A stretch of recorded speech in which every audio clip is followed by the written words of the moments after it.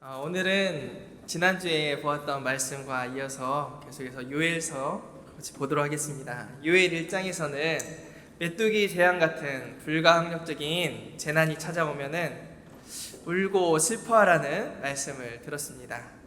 이 재난은 여호와의 날을 가리키는 전조였습니다. 요엘 2장에서는 여호와의 날, 이스라엘 곧 유다 왕국이 어떻게 구체적으로 그 여호와의 날이 어떻게 임할지 그것을 예언을 합니다. 하지만 지난주 말씀 제목 기억하시나요? 이제라도 마음을 찢고 하나님께로 돌아오면은 하나님께서 뜻을 돌이켜 재앙을 거두실지도 모른다라는 말씀이었습니다. 오늘 본문 요엘 2장 18절에서 27절은 그때로 시작합니다. 그때에 너희가 회개하면 그때에 하나님께서 이렇게 회복할 것이다 하면서 회복의 그림을 보여줍니다. 그리고 28절부터 32절은 히브리 성경에서는 세 번째 장으로 분리가 되어 있습니다. 히브리 성경은 한글 성경과 다르게 요엘이 총 4장으로 되어 있습니다. 회복 그 너머에 있는 하나님의 꿈과 계획을 일러주는 말씀입니다. 먼저 18절부터 한번 차근차근 보도록 하겠습니다. 그때에 여호와께서 자기의 땅을 극진히 사랑하시어 그의 백성을 불쌍히 여기실 것이라. 1장과 2장에서 하나님은 회개하면 혹시 아냐? 회개하면 혹시 회복시켜 주시지 않겠느냐? 이러면서 하나님의 본심을 살짝 비춰주셨습니다. 하나님의 본심이 무엇입니까? 하나님의 본심은 자식과 같은 이스라엘을 완전히 망하게 만들고 벌받게 하고 쑥대밭되게 만드는 것이겠습니까? 아닙니다. 하나님은 자녀된 우리가 하나님의 뜻을 쫓아 살아가기를 원하십니다. 그래서 이제라도 회복의 길로, 옳은 길로 따라 살기를 바라십니다. 그런데 18절에서는 그 마음을 여실히 드러내십니다. 여호와께서 땅을 사랑하시는데 어떻게 사랑하세요? 극진히 사랑하시어 그의 백성을 불쌍히 여기실 것이라. 극진히 사랑한다 이렇게 써있는데 원어의 의미에 가까운 표현은 뭐냐면 질투하듯이 사랑한다는 것입니다. 여러분, 질투하면 어떤 생각이 드십니까? 아직 좀 어리구만, 질투를 다하고 뭐 이런 생각이 드십니까? 여러분, 사랑하면은 여러분 다 품어줄 수 있습니까? 그렇죠? 사랑은 품어주는 것이니까 다 품어줄 수 있지 않습니까? 그런데 만약에 사랑하는 남편이 나를 사랑한다고 하면서 다른 여자도 사랑한다면 여러분 그 여자까지도 품어줄 수 있겠습니까? 오늘은 남자분들이 많이 오셨어요. 네, 남자분들 어떻습니까? 아내가 다른 남자 품에 딱 안겨있다고 생각해 보십시오. 어이구, 우리 아내가 다른 남자들 좋아하니까 참 내 마음이 기쁘구나. 네, 이렇게 말씀하실 남편분 계십니까? 확 그냥 의구, 이게 우리 마음입니다. 왜 그렇습니까? 사랑은 그런 것입니다. 사랑하면은 다 받아줄 수 있겠지만 나 말고 만약에 다른 이를 사랑한다, 이것에는 못 참는 것이 바로 사랑입니다. 질투가 나는 것입니다. 하나님도 그렇습니다. 출애굽기 20장에 보면은 하나님이 본인이 이렇게 말씀하셨습니다. 이는 나 여호와는 질투하는 하나님인즉 나를 미워하는 자의 죄를 갚되 아버지로부터 아들에게까지 이르게 하겠다. 하나님께서는 하나님 말고 다른 신을 섬기거나 또 하나님과 더불어서 우상을 섬기는 것을 너그러운 마음으로 품어주시는 분이 아니십니다. 하나님께서는 하나님도 사랑하고 우상도 사랑하는 것을 나도 사랑하고 우상도 사랑하는구나 이렇게 여기지 아니하시고 나를 미워하는 것이다 이렇게 말씀하십니다. 하나님은 우상과 함께 절을 받고 사랑을 받기를 원하지 않으십니다. 하나님은 자기 땅을 이렇게 극진하게 사랑하신다고 합니다. 자기 땅을 질투하시듯이 정말 엄청난 사랑을 가지고 계십니다. 이 땅은 이스라엘 백성을 가리킵니다. 그러시기 때문에 하나님은 이스라엘 백성을 아주 긍휼히 여기셨습니다.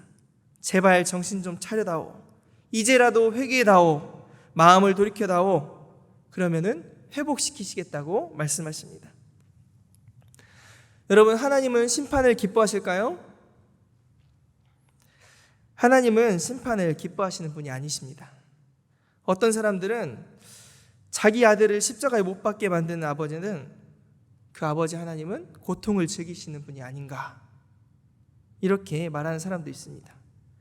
하지만 하나님은 그런 분이 아니십니다. 늘 우리가 돌이키고 회복하기를 원하십니다. 그래서 죽어야 할 나 대신에 예수님을 보내셔서 우리를 살려주시려고 하신 분이십니다.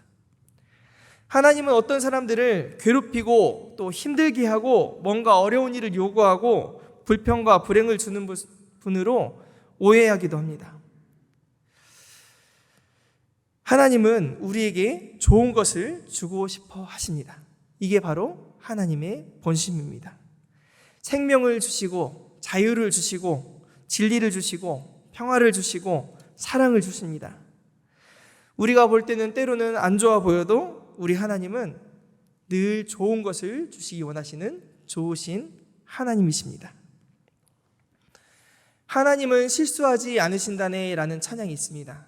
이 찬양 가사에 보면은 내가 걷는 이 길이 혹 굽어 도는 수가 있어도, 이렇게 시작합니다. 우리는 우리가 가는 길이 아주 일직선 아우토반 같이 막 바르게 반듯하게 이렇게만 펼쳐지기를 원합니다. 하지만 우리 인생은 굽어도는 수가 있습니다. 내가 세운 계획이 혹 빗나갈지 모르며 우리는 내가 계획한 대로 되어지기만 바랍니다. 우리가 짜증나는 이유의 대부분이 내가 계획된 대로 안 되기 때문에 짜증이 납니다. 하지만 우리는 빗나갈 수도 있는 것입니다. 나 여전히 인도하시는 주님을 신뢰하는 까닭은 주께서 내가 가야 할 길을 잘 아심일세. 내가 잘 아는 것 같지만 내가 가는 길도 여러분이 가는 길, 여러분이 이제껏 걸어보셨습니까? 인생 나 2회차다. 아무도 없을 것입니다. 하지만 주님께서는 내가 가야 할 길을 잘 아십니다. 나보다도 하나님께서 내 길을 더 잘 아시니 우리는 하나님을 신뢰하며 가야 하는 것입니다. 후렴에 보면은 어두운 밤 어둠이 깊어 날이 다시는 밝지 않을 것 같아 보여도 내 신앙 부여잡고 주님께 모든 것 맡기리니 하나님을 내가 믿음일세. 이것이 바로 믿음이라는 것입니다. 마지막 가사는 또 좋게 끝날 것 같은데 이렇지 않습니다. 가는 길이 온통 어둡게만 보여도 하나님은 실수하지 않으신다네. 우리 인생이 어둡게만 보여도 우리 하나님은 실수하지 않으시고 우리에게 좋은 것으로 극진한 사랑으로 우리를 이끄시는 것임을 믿으며 나아가는 것이 바로 믿음입니다. 그런 저와 여러분들 되시기 바랍니다. 19절부터는 하나님께서 우리를 어떻게 회복시키시는가 구체적으로 나옵니다. 먼저 곡식과 새 포도주와 기름을 주시겠다고 하십니다. 메뚜기 재앙으로 사라져버린 것이 세 가지가 있었는데 그것이 바로 곡식과 포도주와 기름이었습니다. 하지만 하나님은 뿌리 뽑혀버린 것 같은 이스라엘에 다시 한번 흡족하게 만드십니다.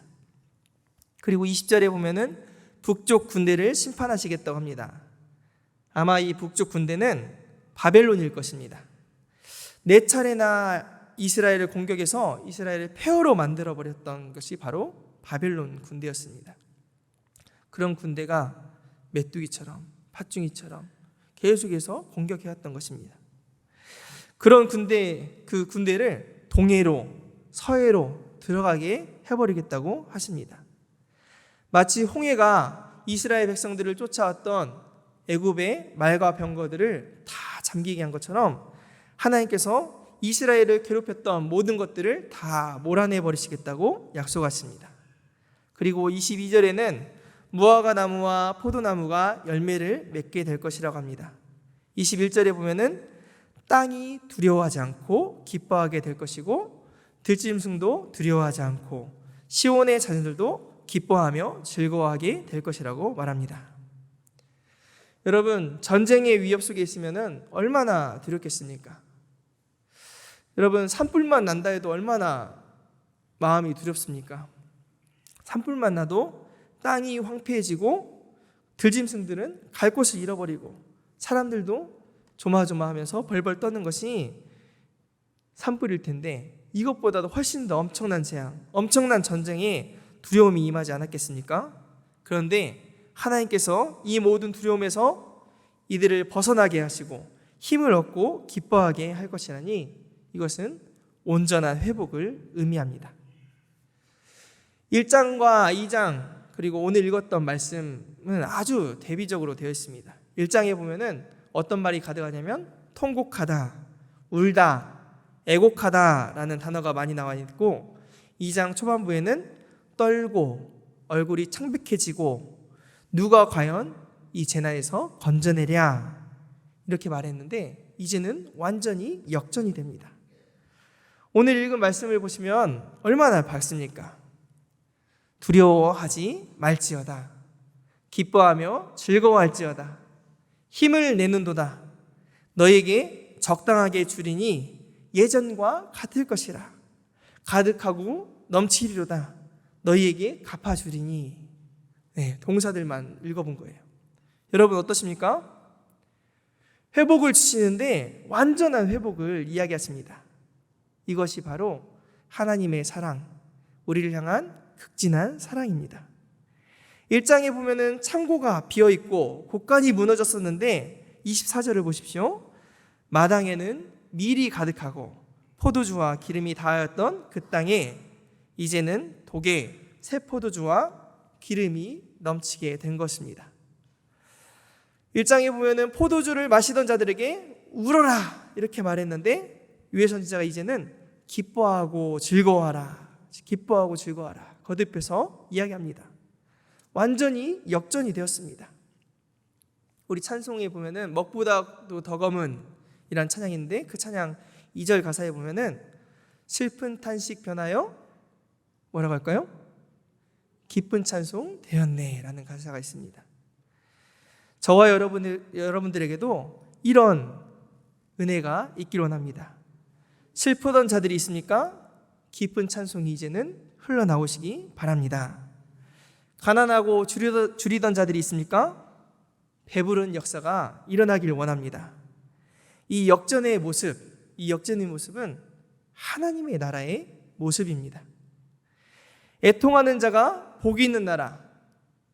여러분, 애통하는 자가 어째서 복이 있습니까?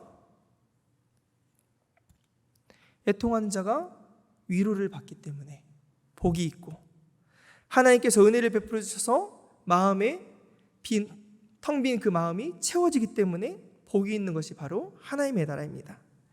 하나님께서 은혜 베풀어 주셔서 우리에게 이런 슬픈 탄식이 변하여 기쁜 찬송이 되는 은혜가 있기를 원합니다. 25절에 보면은 내가 하고 시작합니다. 이 내가가 누굴까요? 하나님입니다. 하나님께서 이제 말씀하십니다. 내가 전에 너희에게 보낸 큰 군대 곧 메뚜기와 느치와 황충과 팥중이가 먹은 횟수대로 너희에게 갚아주리니. 하나님께서는 주시기도 하고 찾으시기도 하시는 분입니다. 백성을 심판하려고 하셨던 하나님은 메뚜기, 느치, 황충, 팥중이 같은 자신의 군대를 보내시기도 했습니다. 그런데 이제는 먹은 횟수대로, 그들이 먹어버렸던 횟수대로 다시 갚아주겠다고 말씀하십니다. 물질적인 회복을 약속하시는 것입니다. 여러분, 성경에 이런 경우가 있죠. 욥이 있었습니다. 욥은 부자였습니다. 얼마나 부자였냐면 낙타가 3,000이고 양이 7,000마리였고 소가 암수 500쌍이었습니다. 그랬던 그에게 엄청난 고난이 찾아왔습니다. 가진 소유물이 몽땅 다 날아가 버렸습니다. 욥은 하나님께 고백했습니다. 하나님께서 복을 주셨듯이 이 화도 주시지 않겠느냐 고백했습니다. 욥의 그 시험 끝에 어떻게 되었습니까, 여러분? 하나님을 만났고 하나님께서는 그의 재산을 그대로 주신 게 아니라 2배나 갚아주셨습니다. 하나님은 이스라엘에게도 이러한 회복을 말씀하십니다. 그리고 우리가 읽으면서 여러분 가장 많이 나왔던 말이 있었는데 뭔지 혹시 기억하시나요? 26절과 27절에 나오는 말씀인데 영원히 수치를 당하지 아니하리로다. 우리가 험난한 일 당했을 때 욕을 했던 그 많은 사람들, 그런 것들이 다 잊어버리게끔 하나님께서 수치를 당하지 않도록 해주시겠다는 것입니다. 영원히 수치를 당하지 아니하리로다. 이것들이 계속 반복됩니다. 실추되었던 명성을 하나님께서 회복시켜 주시겠다고 말씀하십니다. 여러분, 부모는 자기 자녀가 수치당하는 것을 원할까요? 원하지 않을까요? 네, 말해 보여요. 네, 자녀가 어디 가서 꿀리는 인생을 산다면 여러분 좋겠습니까? 잘 지내길 바라는 것이 부모의 마음 아니겠습니까? 막 기세등등하며 살지는 못할지라도 당당하며 살기를 바라는 것이 부모의 마음일 것입니다. 그래서 부모들은 자녀를 가르치고 또 잘되게 하기 위해서 투자도 하고 또 기도도 하고 그렇게 잘되기를 원합니다. 하나님께서도 마찬가지로 자녀된 우리 성도들이 칭찬과 영광을 받기를 원하고 계십니다. 혹시나 하나님은 나를 버린 것 같다 이런 마음이 들 때가 있을지 모릅니다. 하지만 하나님은 우리가 잘되기를 원하시는 좋으신 하나님이란 것을 절대로 우리는 잊어서는 안 됩니다. 뒤에 말씀에 보면은 다시 하나님을 찬송하리로다 이런 말씀이 있는데 이 말씀은 기쁨과 즐거움이 끊어졌던 성전 1장에서는 그게 나와요. 성전에 기쁨과 즐거움이 끊어졌다 그랬는데 그 성전에 다시 찬송이 울려 퍼진다는 말입니다. 그게 바로 기독교의 영성입니다. 영성이 회복되는 것입니다. 기독교의 영성은 어두침침한 것이 영성이 아닙니다. 힘이 나고 기쁨이 넘치는 것이 바로 기독교의 영성입니다. 빌립보서에서 바울은 감옥에 갇혔습니다. 감옥에 갇혀서 쭈그락 있었을까요? 어떻게 있었습니까? 빌립보서에서 제일 많이 나오는 말이 무엇입니까? 기뻐하라. 기뻐하라. 주 안에서 기뻐하라 말합니다. 느헤미야에서도 회개하며 울고 있던 백성들에게 느헤미야가 이렇게 말합니다. 여호와로 인하여 기뻐하는 것이 너희의 무엇이니라? 힘이니라. 여호와로 인하여 기뻐하는 것이 우리의 힘입니다. 이것이 바로 기독교의 영성입니다.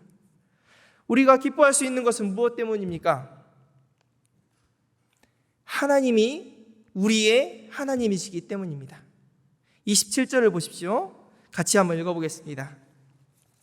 27절 같이 읽겠습니다. 그런즉 내가 이스라엘 가운데에 있어 너희 하나님 여호와가 되고 다른 이가 없는 줄을 너희가 알 것이라. 내 백성이 영원히 수치를 당하지 아니하리로다. 아멘. 하나님은 하나님의 이름이 땅에 떨어지는 것을 누구보다도 싫어하십니다.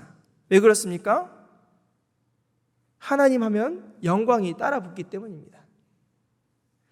영광은 우리 인간에게 있는 것이 아니라 하나님만이 받으실 것이기 때문입니다.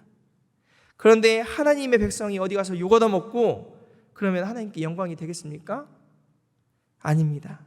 제3계명 여호와의 이름을 망령되이 일컫지 말라. 하나님의 명예를 실추시키는 행동하면 되겠습니까? 하나님은 그런 우리에게 수치를 당하지 않게 하겠다고 말씀하십니다. 어떻게 해요? 하나님이 함께 하심으로. 하나님이 함께 하시겠다고 약속하십니다.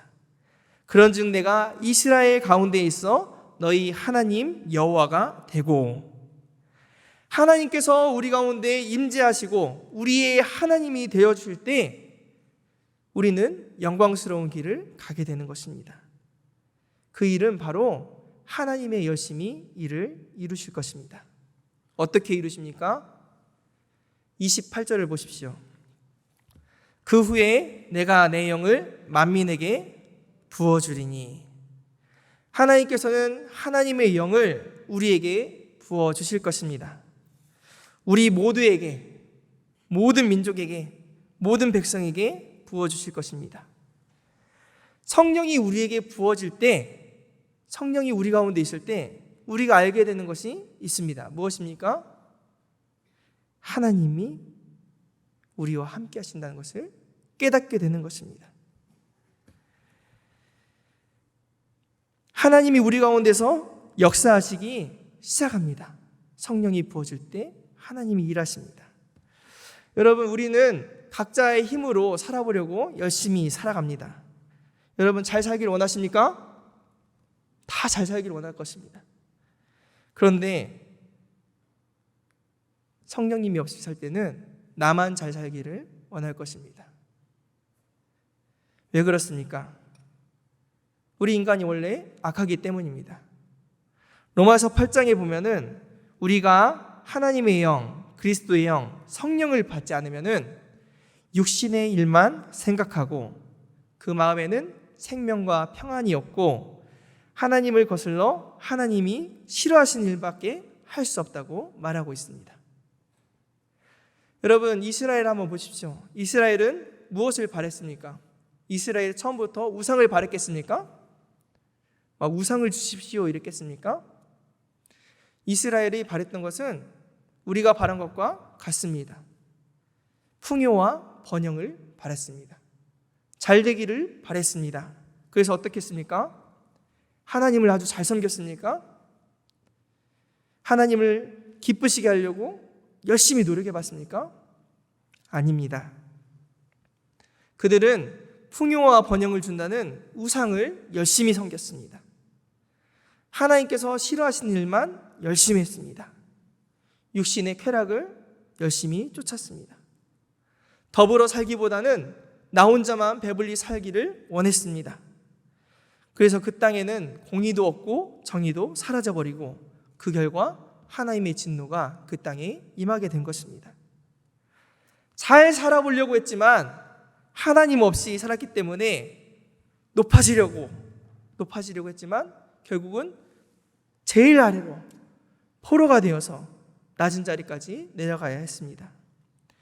하나님의 영광을 위해 창조된 하나님의 자녀가 하나님 없이 사니 하나님은 어떠셨겠습니까? 결국은 하나님의 얼굴을 부끄럽게 만들었습니다. 하나님의 영광을 가리게 되었습니다. 하나님의 기쁨이 되지 못했습니다. 그렇다면 우리는 어떻게 해야 하나님의 기쁨이 될 수 있겠습니까? 그 답은 성령 충만입니다. 스가랴에는 이렇게 말합니다. 힘으로도 되지 아니하며 능력으로도 되지 아니하고 오직 나의 무엇으로? 영으로 되느니라. 성령으로만 가능하다고 말합니다. 에스겔에는 이렇게 말합니다. 새 영을 너희 속에 두고 새 마음을 너희에게 주되 너희 육신에서 굳은 마음을 제거하고 부드러운 마음을 줄 것이며 또 내 신을 내 영을 너희 속에 두어 너희로 내 율례를 행하게 하리니 너희가 내 규례를 지켜 행할지라. 하나님 뜻대로 행하는 방법, 하나님의 율례를 행하는 방법은 다른 것에 있는 것이 아니라 힘도 아니요 능력도 아니요 오직 성령으로 되는 것입니다. 우리는 성령을 받은 하나님의 사람인지 하나님이 기뻐하시는 일을 하는 삶인지를 늘 돌아봐야 합니다. 하나님의 사람은 교회를 얼마나 오래 다녔다고 되는 것이 아닙니다. 직분을 맡은 지 오래되었다고 자연적으로 되는 것도 아닙니다. 오직 성령의 인도하심을 받는 자가 바로 하나님께서 기뻐하시는 하나님의 사람인 것입니다. 우리가 조금 있다가 부를 찬양 546장의 4절에 보면은 주님 약속하신 말씀 위에서 4절에 성령 인도하는 대로 행하며 라는 구절이 있습니다. 우리가 말씀 위에 굳게 서는 방법도 역시 주님의 성령으로 말미암아야 하는 것입니다. 그리할 때 우리는 어떻게 됩니까? 성령을 받으면 우리는 어떻게 됩니까? 너희 자녀들이 장래일을 말할 것이며 너희 늙은이는 꿈을 꾸며 너희 젊은이는 이상을 볼 것이라고 말씀하고 있습니다. 꿈과 이상과 장래는 모두 다 과거의 것이 아니라 미래지향적인 것입니다.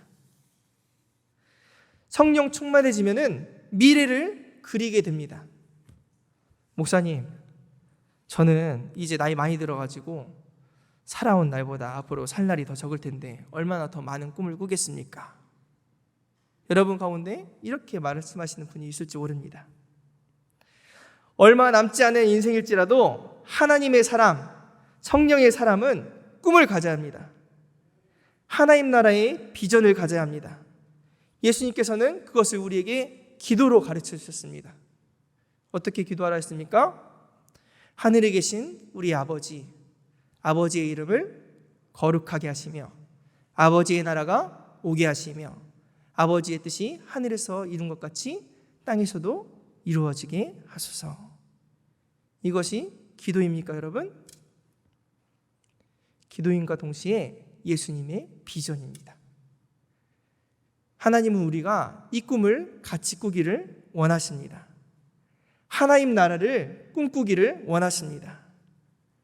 가난한 자가 배부르고 억눌린 자, 갇힌 자, 자유함이 없는 자가 하나님의 자유의 선포를 듣게 되고 피난처가 되시는 하나님께로 나아오고 그 나라를 꿈꾸고 추구하며 살아가는 것을 예수님은 원하셨습니다. 믿음의 사람들은 이 하나님 나라의 비전을 가졌습니다. 하나님의 이 거룩한 뜻이 이 땅 가운데 임하기를 다들 바랬습니다. 그것이 바로 하나님의 나라였습니다. 그것이 바로 성령 인도하신 대로 살아가는 미래를 대망하는 삶, 하나님 나라를 향한 진취적인 삶인 것입니다. 그러면 여러분, 이 성령은 누구에게 임합니까? 헌금을 많이 한 사람에게 임합니까? 주일 예배를 빠지지 않고 나온 사람에게 임합니까? 누구에게 임하겠습니까? 그 후에 내가 내 영을 만민에게 부어주리니. 남녀노소 빈부 고아를 막론하고 하나님께서는 우리 모두에게 부어주실 것입니다. 32절에도 보면은 누구든지가 있습니다. 누구든지. 우리 아까 어린이들이 연극을 했는데 어떻게 해야 천국 간다고요? 예수님을 믿는 자는 누구든지 구원을 얻는 것입니다. 그렇듯이 성령도 어느 특정한 사람에게만 임하는 것이 아니라 우리 모든 사람에게 주님께서 성령으로 함께 하실 것입니다. 오늘도 하나님의 은혜를 힘입어 살아가시고 하나님의 성령을 힘입으며 살아가셔서 하나님의 영광을 나타내는 저와 우리 모든 성도들 다 되시길 원합니다. 기도하겠습니다.